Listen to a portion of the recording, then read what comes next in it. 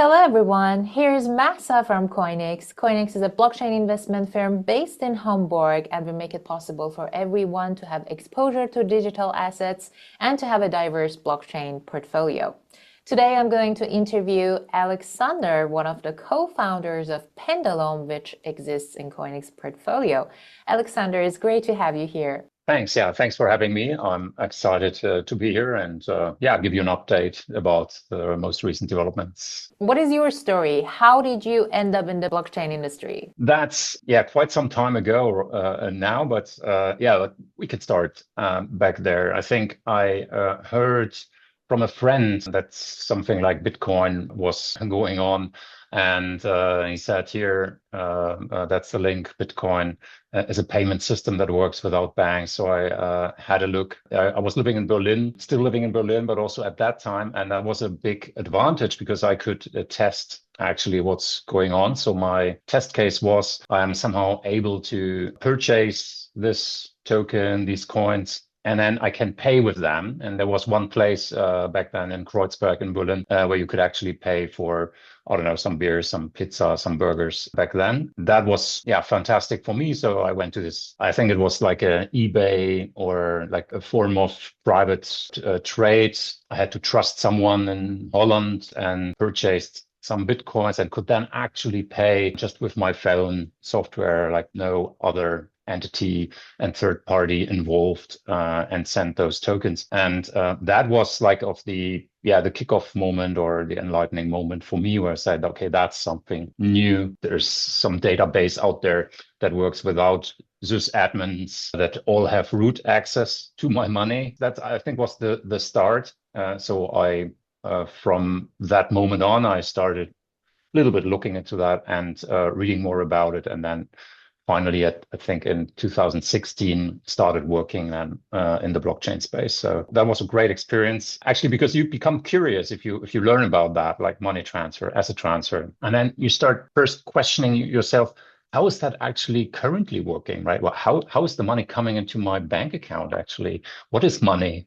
And all these great questions. And that's a big, exciting actually story to go into and to dive into, because money is quite important in nowadays, and especially, in the world we're living in. So it's very good knowing more about it. So what Pendulum does might not be so easy to understand for everyone, but if your grandmother asks you, what does Pendulum do? How would you answer that question? I would say that we're actually helping my grandmother, your grandmother, the grandmothers of ours to use and to benefit from this new technology that's out there. So we want to make it actually usable for everyone, not only for investors and for some crypto nerds. We actually want everyone to participate in that, paying lower fees for payments, transfer money across the world without being ripped off. When was the first moment that the idea of Pendulum came into your mind? When was like the moment that you said, aha, this is what I want to do?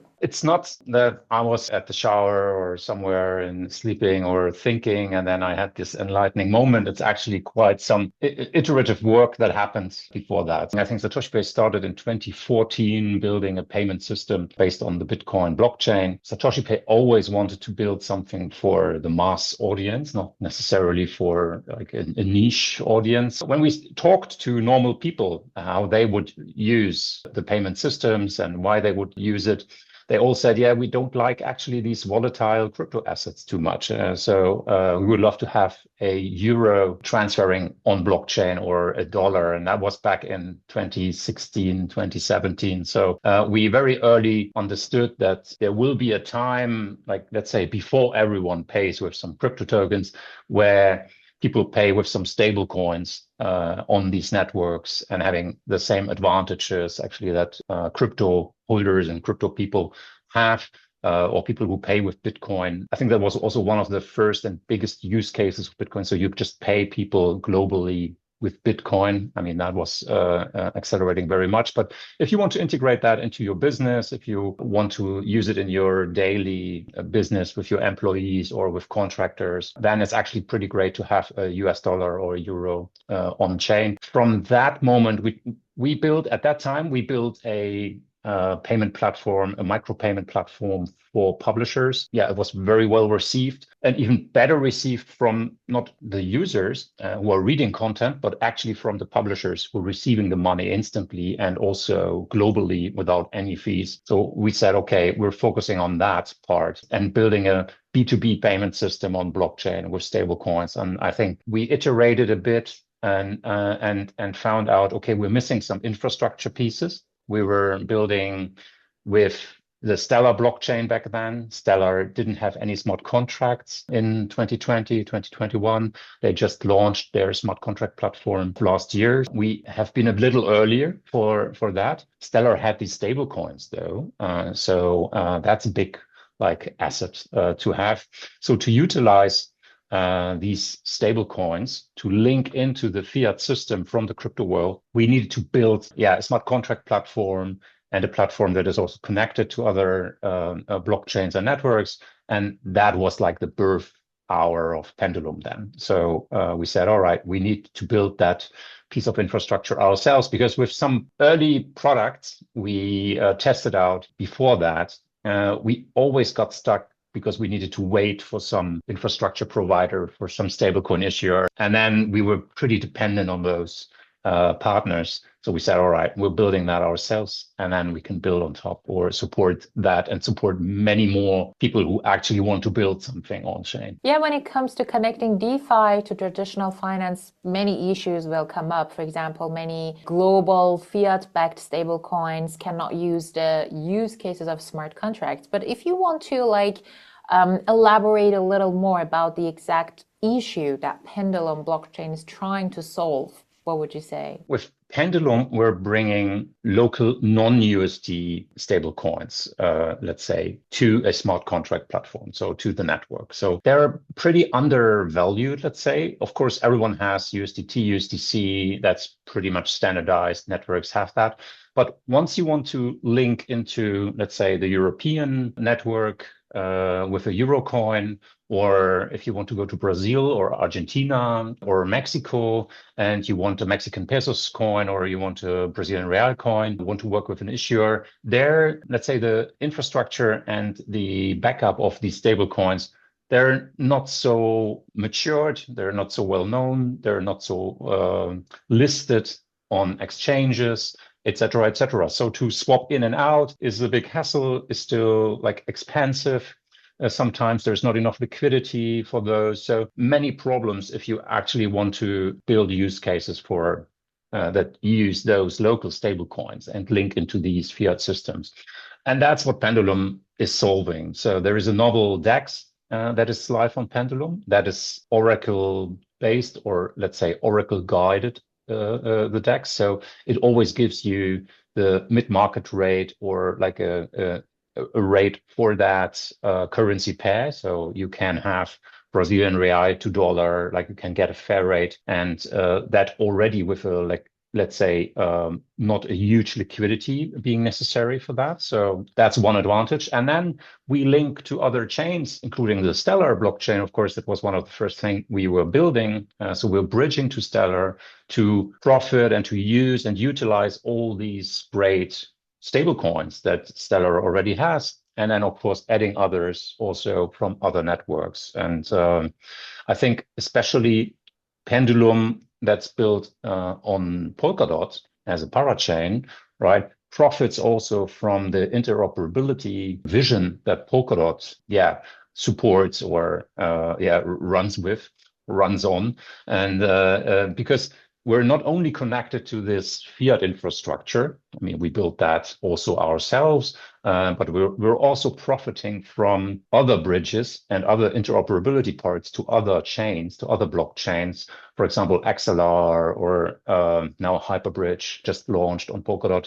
So we can connect also to a lot of users that are sitting today on Base, on Polygon, on other blockchains. So we can service those users also on EVM chains, also on Solana. And then we are routing them to the fiat networks through Stellar or through other networks that are available through these local stablecoins.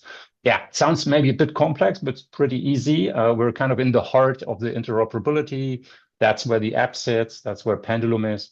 And if you want to build anything with stable coins, it's currently the best place to be. Yeah, I really love what Pendulum offers because interoperability is one of the existing issues in our ecosystem, and that's what we really need at the moment. Can you mention some of the recent updates, partnerships, announcements, anything you want to share about Pendulum? Just today, at the time of recording this, we announced Web3 grant. It's a pretty big grant that again pushes Pendulum forward. Also, it's focusing on one of the apps that's built on top of Pendulum. It's called vortexfinance.co. Vortex Finance is an application that offers a crypto fiat ramp with the help of the stable coins and the routes that Pendulum offers as infrastructure. If you want to off-ramp, let's say from Base, some USDC or USDT stable coins, and if you don't want to go through a centralized exchange with some multi-step process that takes that, and of course some more fees involved, you can do this with one easy step. You're